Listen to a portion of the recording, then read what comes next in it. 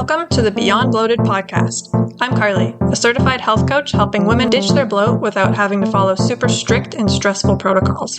As someone who's struggled with all sorts of digestive issues for over 5 years, I know exactly how you're feeling. I also know that there's a way to feel better, and it doesn't have to involve tons of expensive supplements and insanely restrictive diets. Join me as I share all of my bloat-busting wisdom to help you say goodbye to that bloated belly and regain your confidence. It's time for you to move beyond bloated. Happy holiday season, my friends. Although if you are like me and you're more of a Halloween girly, this is more of like a morning time. Once we hit November, it's like, oh man, October's over, Halloween's over. And I personally don't get into the festive feeling until December. Like I don't put my Christmas decorations up until December 1st. I kind of leave November as neutral. My boyfriend's birthday is in November, so we celebrate that. But everywhere around me is Christmas.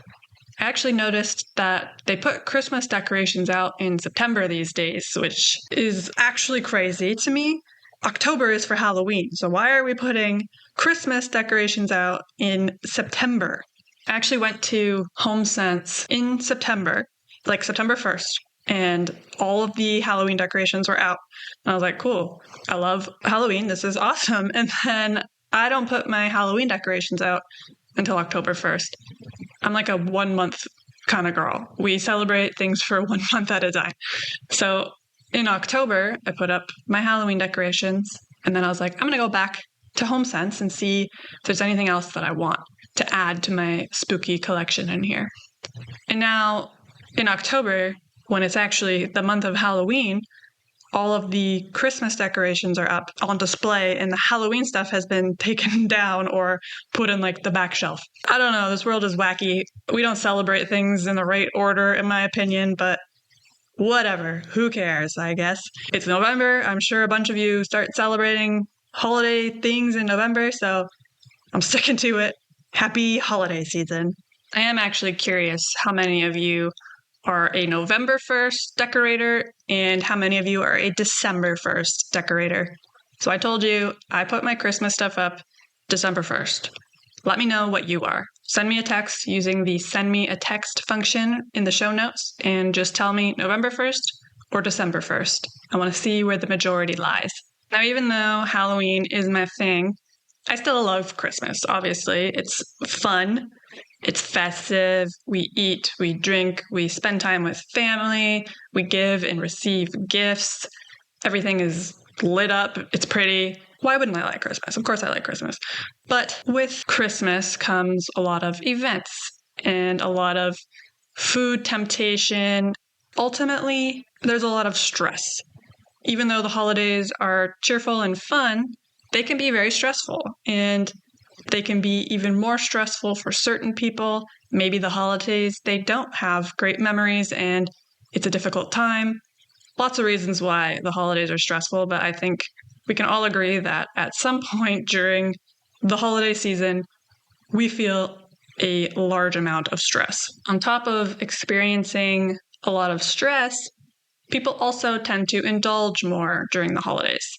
They drink more alcohol, they eat more sugar and processed foods, because it's everywhere, right? You go to the office party and it's boom, eat and drink everything. You go to a family dinner, same thing. You go to a friend's Christmas event, same thing. So it takes a lot more willpower and having strategies in place so that we don't go buck wild and upset our stomachs. And then we have to leave the event, or we feel miserable and we want to leave the event. I also did an episode not that long ago on how our gut health is connected to our immune health. So this was back in September for back to school, but it applies here for the holiday season as well. A lot of times people get sick around this time of year and it's blamed on the weather. We say it's cold, it's snowy, weather's changing, blah, blah, blah. People just get sick in the winter. Now, there may be a small truth to that, but the reality is our immune system is in our gut.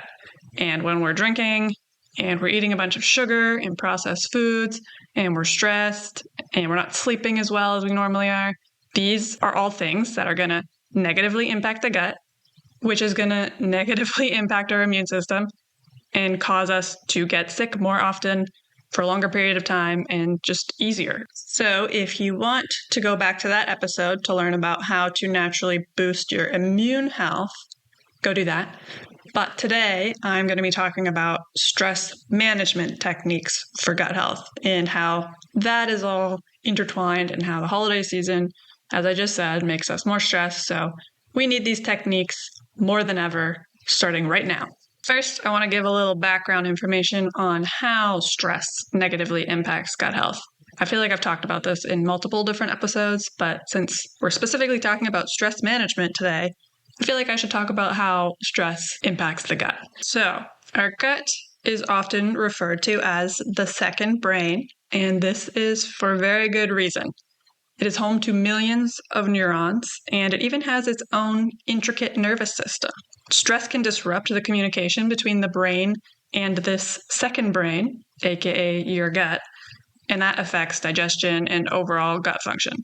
This is why when we eat, we need to be in a calm state, because when we are stressed, we can't digest food. Our body is in fight or flight, and digestion becomes a very low priority. Our body is focused on either fleeing, so running, or fighting, and it does not give a shit about digesting the big meal you had. That is not a priority. That is why when you are stressed and you eat, you can't digest your food, so you're bloated, you're gassy, you're in pain. You need to be in a calm state, and we'll talk about that in a little bit.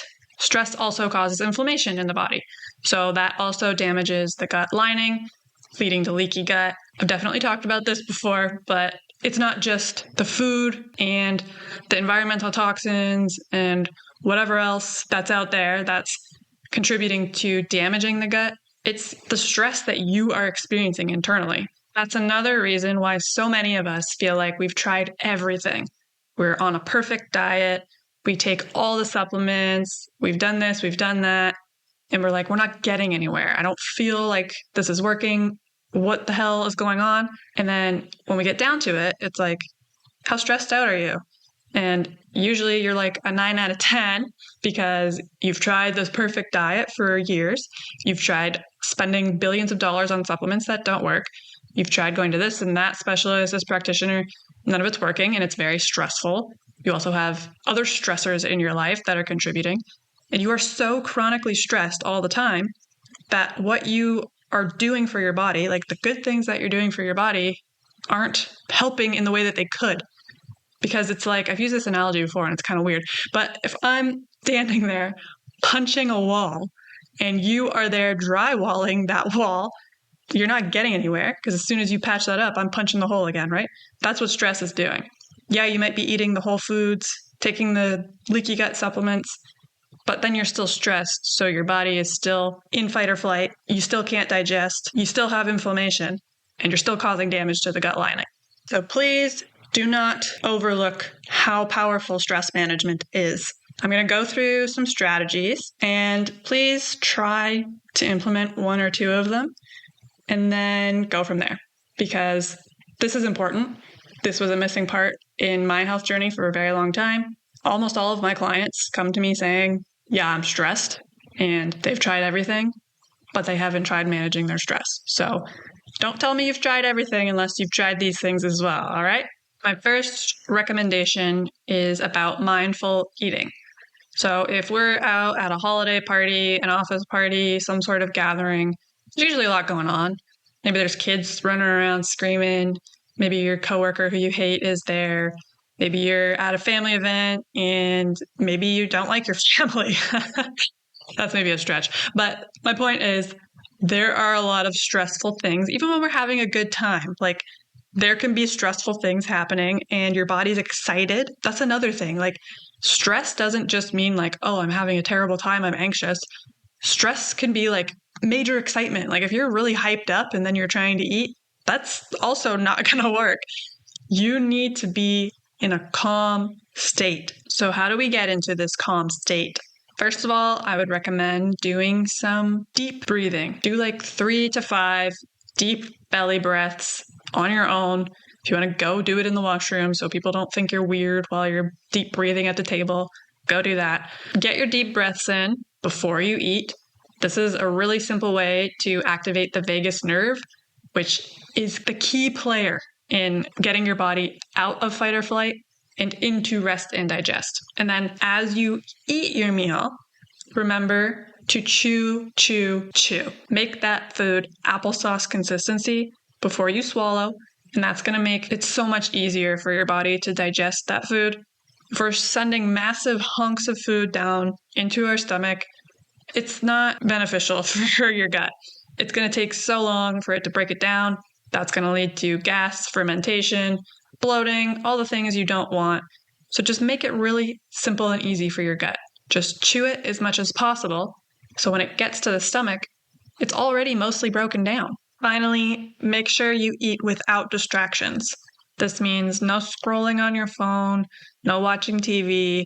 If you're at home and you're not out and about at a party or something like that, don't be working on your laptop or taking phone calls or anything. Just sit at the table and enjoy your food. We always have to be multitasking, doing something else.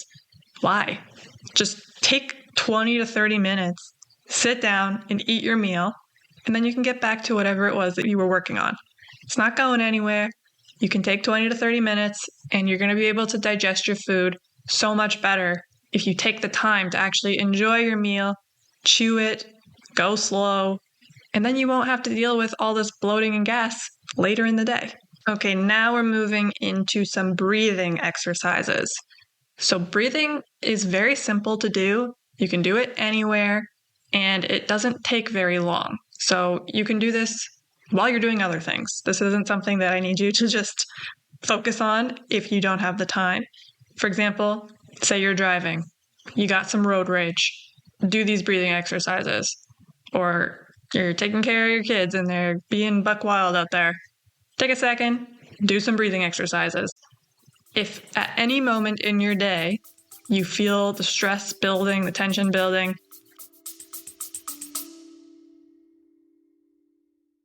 hey everyone, Carly here. If you are tired of feeling bloated and uncomfortable, which I know you are, I have something that can really help. My free ultimate guide to bloat busting. I've been there myself, and I know how frustrating it is to try super restrictive diets and expensive supplements without getting results. If those methods were going to work, they would have worked by now. That's why I created this guide to offer you a different approach. In the ultimate guide to bloat busting, you'll learn techniques to listen to your body and eat with intention, avoiding overeating and choosing foods that truly benefit you, tips for proper hydration to support digestion and reduce bloating, a guide to delicious foods that promote a healthy gut and how to easily incorporate them into your meals, and effective methods to manage stress, which plays a huge role in gut health. These simple, practical strategies can make a big difference in your daily life, helping you feel lighter, more energized, and comfortable in your own skin. Ready to ditch the bloat without strict diets or costly supplements? Download your free copy today at beyondbloated.com/ultimate-guide and start your journey to a bloat-free life. Now, let's get back to it. Take literally 5 minutes or less and give one of these a try.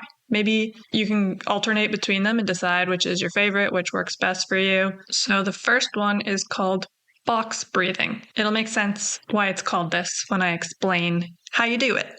So to do box breathing exercise, you inhale deeply for a count of 4, hold your breath for a count of 4, exhale for a count of 4, and then pause for another count of 4.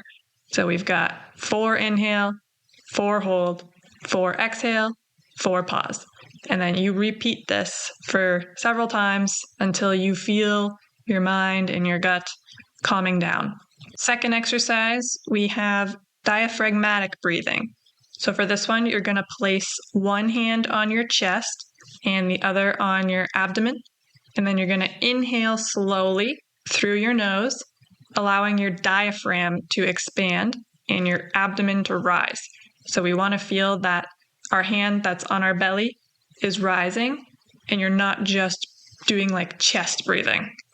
and then you're going to exhale gently through your mouth. And this technique promotes a very calming response to the nervous system. So these are very good to do before you eat as well. So in stressful periods of time, before you eat, before bed, when you wake up, do it all the time. The more you do it, the better you're going to feel. This last one is called the 4-7-8 technique. This is actually the one that I have been doing before I eat. So what you do is you inhale through your nose for a count of 4, hold your breath for a count of 7, and then exhale audibly through your mouth for a count of 8. So as you can tell, these are super simple to do. They do not take up a lot of time. You can alternate them, decide which one you like best and stick to that, switch it up, whatever you want to do. And yeah, when you feel stressed, before you eat, before bed, when you wake up, these are all great times to do these breathing exercises. Just do them as much as you can, and then it'll become more natural. Like you don't have to think, oh yeah, do my breathing exercise. The more you do it, the more you'll just be used to doing it, and then your body will get used to being in a calm state instead of constantly being in fight or flight. Our next stress management technique seems like a no-brainer, but oftentimes sleep takes the hit when our schedules get busier. When we have work deadlines, or we're at a party and we're having fun, or we have projects that we're working on, whatever it is, sleep is what we sacrifice.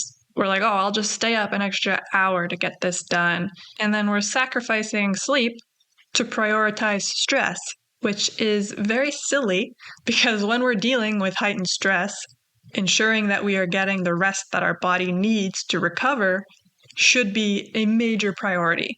Quality sleep is not just like a luxury. That's kind of how people treat it. It's like, oh, I'm so lucky I got a good sleep last night. This should be a priority for you every single night. It is a major factor for overall well-being, and it plays a huge role in maintaining your gut health. Our recovery for our whole body happens while we are sleeping. That includes gut health. So here are my tips for how you can prioritize sleep, especially when you're in a very sleep-deprived season like the holidays. Number 1, create the perfect environment. I want you to transform your bedroom into this like luxury sleep zone. I want it to be pitch dark. Invest in cozy, comfortable bedding. Okay, there's nothing worse than sleeping on some brick-hard mattress and a flat-ass pillow. Buy good stuff. The average person spends about 26 years sleeping. So if you're sleeping in some shitty, uncomfortable bed for 26 years, that's horrific. Okay, make the investment, buy a nice mattress, buy a nice pillow, nice sheets, nice comforter. Make sure you're cozy and you're like hyped to get into bed. It's calling your name. You want to be in that bed. Another thing you can do is introduce the calming influence of essential oils, like lavender would be a great one. So if you have a diffuser, if you want to get a diffuser, put that in your bedroom and dump some lavender essential oil in there. It's a very calming scent, and that might help you sleep better too.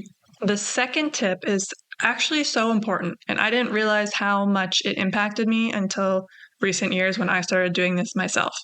So you need to create a consistent sleep schedule and stick to it all the time. During the holidays, our schedules can be pretty unpredictable, but if you're able to maintain a consistent sleep routine, you're going to feel so freaking good. Aim for like a regular bedtime and time that you wake up, even on the weekends, even on holidays. This helps regulate your body's internal clock, and that's going to help you get a more restful sleep. It's going to help you fall asleep easier. It's also going to help you wake up without feeling exhausted in the morning. I know this isn't going to be possible to do every single night, and that's fine. But if you can stick to this as much as possible, especially if you have like 2 weeks off during the holidays and then your sleep schedule just gets rowdy crazy, that's not good. You want to stick to your sleep schedule even on the holidays, and then, yeah, maybe there's a day or two where it's a little bit more out of your control. That's fine, you know? Enjoy the party, enjoy the things, but then get back on track the next day. My third tip for sleep, create a evening ritual and make this very calming. So before bed, you're going to signal to your body that it's time to go to bed. This can include reading a book, practicing gentle stretches, or sipping a soothing cup of caffeine-free tea. One of my favorites before bed, chamomile, maybe peppermint. Herbal tea is definitely going to be the best here. And then engage in activities that relax the mind and prepare it for a restorative night's sleep. We don't want to be doing rowdy things before bed or working really hard, activating our brain, getting in heated arguments, like anything that's going to rile us up. Don't do that before bed. Do nice calming activities like reading, drinking tea, doing a stretch, getting to bed. And that rolls into tip number 4, which is limit stimulants before bed. So make sure you're mindful of what you are consuming in the evening, especially stimulants like alcohol, coffee, and nicotine. As I said, switch out those things for a nice warm herbal tea instead of that late night cup of coffee. And that's going to help you avoid interfering with your ability to sleep soundly. A lot of people think drinking alcohol before bed makes them sleepy and helps them fall asleep, but that isn't really true. Yeah, it might help you fall asleep, but your quality of sleep suffers. When we have alcohol in our system, we don't have the same quality of deep sleep. We don't go through the sleep stages as we normally would. So if you are drinking alcohol, I highly recommend that you stop drinking it a few hours before you're intending to go to sleep and start drinking water with electrolytes, have your herbal tea. Don't continue to drink until 10 minutes before bed. That's going to ruin your sleep quality. You're going to wake up feeling exhausted the next day, and that is exactly why you feel that way. My final sleep tip, create a screen-free zone at least an hour before bedtime. The blue light emitted by electronic devices like your cell phone or your laptop or even your TV can disrupt your circadian rhythm, making it harder for you to fall asleep. So instead, choose a book or do your stretches or do literally almost anything else. Just get off of your electronic devices. If you literally have to be on electronic devices at night for some reason, you can get blue light blocking glasses. And there's also an option on your laptop and your cell phone to put it in like eye shield mode. That's what it's called on my phone. And it turns the screen this like red color after the sun goes down. How effective is this? I truly do not know, but it's probably better than the bright light. So ideally, get off your electronics an hour before bed at least. If you cannot do that at the moment, get the blue light blocking glasses or turn on the screen shield thing. The last thing I'm going to talk about as far as stress management goes today is make sure you are moving. It's super easy for us to get into the holiday mode and we just eat and drink and sit and then we don't move our bodies. Movement is an incredible stress relieving method. And during a stressful period like the holidays, especially when we're eating more indulgent foods and we're drinking more alcohol, we might not be sleeping as much as we should be. Movement is crucial. And if you're thinking, yeah, Carly, I don't want to go to the gym for an hour during my holiday vacation, that's fine. You don't have to. You don't have to do these like crazy, hard, long workouts to move your body. You can do very short, dynamic bursts of exercise throughout the day, and that will work wonders for you. You could go for a brisk walk after your big Christmas dinner, or you could do a quick series of stretches in the morning or the afternoon or whenever it fits for you. You could even do a fun dance party in your kitchen while you're making dinner. Anything that moves your body, gets your heart rate up, stretches you out, that counts as exercise, that counts as movement. We don't need to go to the gym to get movement in. I gotta say, like one of the best de-stressors for me, put on my music, blast it, jump around my kitchen, singing, screaming, dancing. It feels so good and it's fun. And then at the end of it, you're like, I feel so much better. If you're looking for something a little more relaxing, yoga or Tai Chi are very good exercises known for enhancing your flexibility, your strength, your mental clarity, and they can be seamlessly added into your weekly routine. You can do these at home. You can go to a yoga class if you prefer that or that helps you stay in the routine of it. If you're able to do these in the morning, that would be a great time to like set positive tone for the day ahead. You wake up, you do your stretching, your yoga, you're zen, you're peaceful. You know the rest of your day is going to be great. And then if there are any moments where you're feeling stress, do your deep breathing, and then you're zen again. You can even do movement while you're at work. Whether you work at an office or you work from home, get up and walk every hour or two. On your lunch break, take a longer walk. My office job, when I used to work at an office, they actually hired someone virtually to come in to the Zoom room and show us how to do chair yoga. And if you just YouTube chair yoga, it'll come up. And there are like stretches and exercises you can do on your desk chair. So I don't want the excuse of, oh, I work at an office, I can't move. Yes, you can. It's going to take a little more effort, and you might not be able to move as much as someone who doesn't work at the office, but that doesn't give you the excuse to get zero movement. I know you can do it, and it's going to help you de-stress, and your body's going to love you for it. Now, on top of eating mindfully, doing your deep breathing exercises, prioritizing sleep, and getting daily movement, I also want you to make sure you are not putting unnecessary stress on yourself. It is very natural for us to wish for flawlessly executed holiday plans, but the reality is that is not how the holidays go. That is not how life goes. So recognizing that things will never be perfect can spare you from the unnecessary stress that comes up with striving for the perfect holiday party. So instead of burdening yourself with unrealistic expectations, create a mindset that appreciates what the holidays are actually about. It's about bringing people together to enjoy each other's company. And remember that the holidays are not a showcase of look how perfect and great I am. It's about having fun. It's about celebrating, bringing family and friends together, eating, drinking, enjoying life. So do not stress yourself out and just enjoy yourself. I hope these strategies are helpful for you over the next couple of months when we're in the hustle and bustle of the crazy holiday season. Remember, do the best you can. Try to implement one or two of these throughout. If it's not working, try a different strategy. And just be mindful of what you're eating, what you're drinking, how you're sleeping. If you're sleeping, just don't destroy your body because you're on vacay mode. You can still take care of yourself and enjoy yourself at the same time. It doesn't have to be this one or the other mentality. I personally stick to my routine pretty strictly throughout the holidays, but I also go to the holiday parties. I might have an alcoholic beverage here and there. I might eat a little more dessert than I normally would. And that's okay because the rest of my routine is still pretty solid, so my body doesn't hate me when I do give it these little extra treats here and there. If you're struggling to manage your stress and you need a little extra support, please don't hesitate to reach out. You can reach me on Instagram at beyond.bloated or send me an email, carlyclose@beyondbloated.com. I will look forward to hearing from you over there. Otherwise, I will talk to you next week. Thank you for listening to the Beyond Bloated podcast. If you enjoyed today's episode, please take a moment to subscribe and leave a review. And don't forget to share this podcast with your fellow gut goddesses. If you'd like to chat about today's episode, send me a DM on Instagram at beyond.bloated. Until next time, bye!